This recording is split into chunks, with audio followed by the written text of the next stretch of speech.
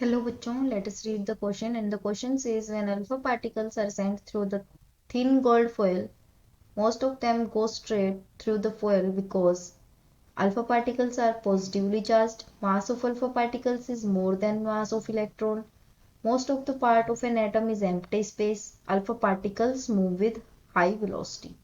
तो हमारा जो यहाँ की कंसेप्ट यूज होगा वो क्या है, हमें यहाँ पे Rutherford Rutherford Rutherford alpha alpha scattering scattering scattering experiment के जो ऑब्जर्व्ड पार्ट्स हैं उनको यहाँ पे हमें डिस्क्राइब करना है। तो हमारे पास रदरफोर्ड मॉडल में क्या था कि एक एटम है, वहां से हमने क्या की, एक बीम अल्फा पार्टिकल्स की क्या करी, एक हमारे पास एटम है अल्फा पार्टिकल्स की, हमने यहाँ से क्या करी, बीम छोड़ी अल्फा पार्टिकल्स की।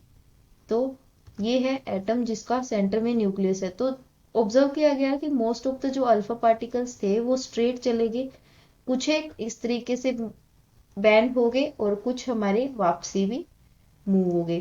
तो ये हमारी यहाँ पे ऑब्जर्वेशंस थी।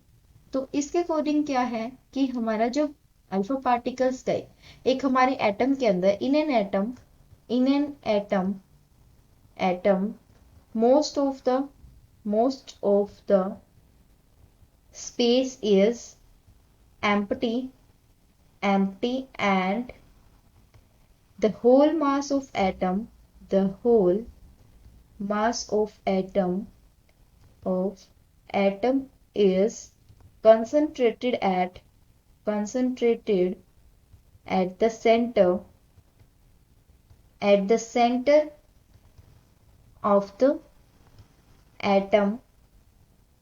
दैट्स वाई आप बोल सकते हैं कि हमारे जो अल्फा पार्टिकल्स हैं वो कहाँ गए हैं, जो एम्प्टी स्पेस होने की वजह से हमारे अल्फा पार्टिकल्स जो हुए हैं वो स्कैटर कहाँ हुए हैं, स्ट्रेट लाइन में हमारे स्ट्रेट क्या हुए, पास हो गए।